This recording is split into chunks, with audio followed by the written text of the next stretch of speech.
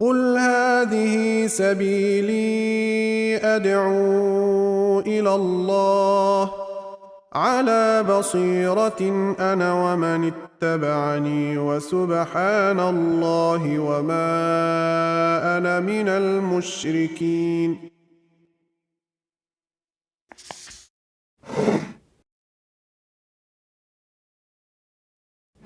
That's actually a challenging question. It's not because we don't know the answer, but we know the answer, but it's hard to apply it. For example, if you can cut a little bit from the work during the month of Ramadan in order to make time for the ibadah, that will be ideal.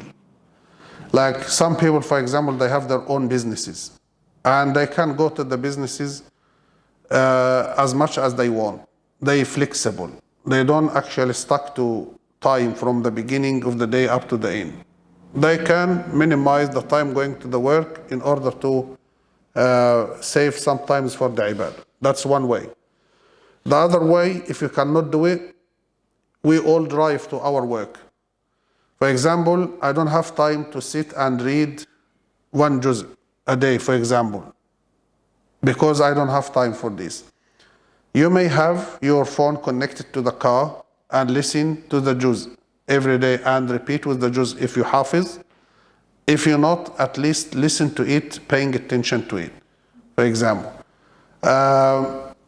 Maybe you minimize the number of hours you're sleeping at night. And obviously we all do that in Ramadan anyway, right? If you sleep normally like 7 hours a day, make it like 6 or 5.5 just for 1 month. And this is the hard part for all of us. My dad, may Allah have mercy upon him, he used to say always, I'm not fasting from food and drink, but I'm fasting from sleep. So for me, sleeping is the most challenging to him. He said, Ramadan is hard for me because of the sleep, that's all. But I don't feel hungry or thirsty.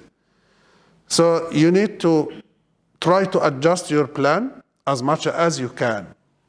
However, if you can't do all of this and have the intention that you are working for the sake of Allah subhanahu wa ta'ala, maybe Allah will accept your work as ibadah, right? Because if we are, for example, working to provide for our family, right? For me as a man who is in charge of the family, I need to financially provide for myself and my family. And there is no one else can do that in the family or help, for example. I'm just giving an example.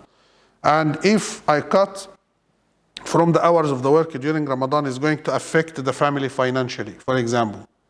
Then, inshallah, my work to protect myself and my family and to provide for them will be considered also as ibadah, inshallah, with a good intention. Again, remember the ayah from Surah, I think Surah Al-Taghabun. Allah says, فَاتَّقُوا اللَّهَ مَا اسْتَطَعْتُمْ, which means, have taqwa as much as you can. As much as you can, inshallah.